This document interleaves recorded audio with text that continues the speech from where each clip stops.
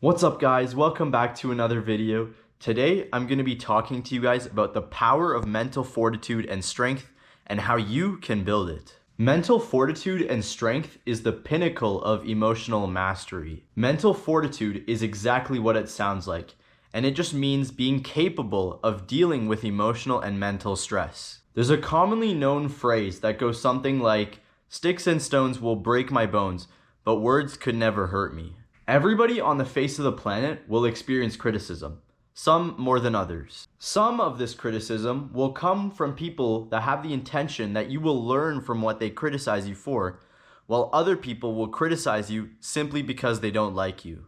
An important skill, however, is being able to sift through this criticism to find something that you actually somewhat agree with. For instance, if someone calls you fat and you actually are very out of shape, you have the choice to either be super offended at what they say, or you can take it as a wake-up call to be more responsible for your physical health. In fact, if you take someone's criticism and you use it to better yourself rather than whining about it, oftentimes people will respect you more for that. Even if the person is insulting you specifically so that they hurt you, it will never damage you further to look at their criticism in a positive light.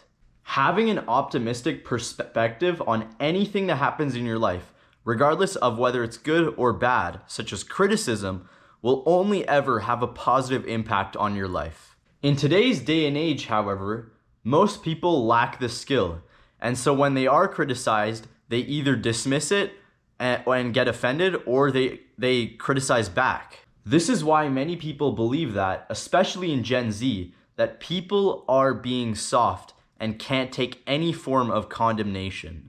Mental fortitude, however, goes well past just being able to take criticism. In today's world, where we are surrounded by forms of pleasure, from video games, social media, and junk food, we often have a hard time prioritizing between what we want to do and what we need to do.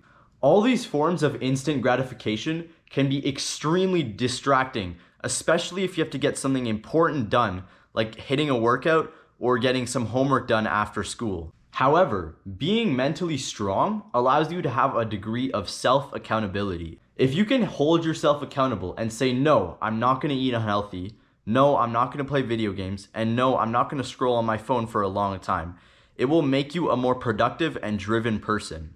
The concept of mental fortitude is very broad.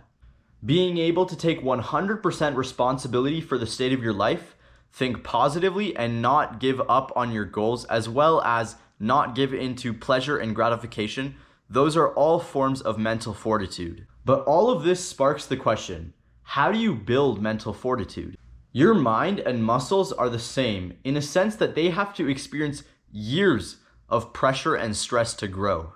In the same way that you lift big weights to progressively overload your muscles and grow them, you have to put your mind in a state of tension if you expect to callus and grow it. This means that you have to step out of your comfort zone. The idea of mental fortitude is that you are able to withstand the pressures that will come as you go throughout life and all those hardships that you will face in your life. And the only way that you can prepare for those tough times is to voluntarily put your body and mind under pressure. This might mean taking a cold shower every morning, not skipping any workouts, and maybe studying hard for a test that you have coming up at school. If you want to grow, you have to be outside of your comfort zone, and you have to do the stuff that you don't want to do. There's a quote in the book, The Way of the Superior Man by David Dita, that says something that goes like, "The superior man doesn't try to get outside of his comfort zone, but rather he lives outside of his comfort zone." Literally living outside of your comfort zone means you actively seek out discomfort in every area of your life. But this heavy commitment does mean that you should technically be achieving growth in every aspect of your life. If the topic of mental fortitude really excites you guys, I would really suggest you guys read the book Can't Hurt Me by David Goggins. The author of that book, David Goggins, is an absolute beast. He's a retired Navy SEAL, ultra runner, and at one point also held the world record for the most pull-ups in a 24-hour period. And those are only some of his achievements that he has under his belt, which I think is absolutely astonishing. He's widely considered to be the toughest athlete on the planet. So clearly, if this topic interests you, definitely go check out his book. If you guys would like, I can also make a summary of his book on this channel. So let me know down in the comments below if you would like to see that. Anyways, that's the end of today's video. So I hope you guys enjoyed. Don't forget to drop a like and hit the subscribe button, and I'll see you in the next one. Bye-bye.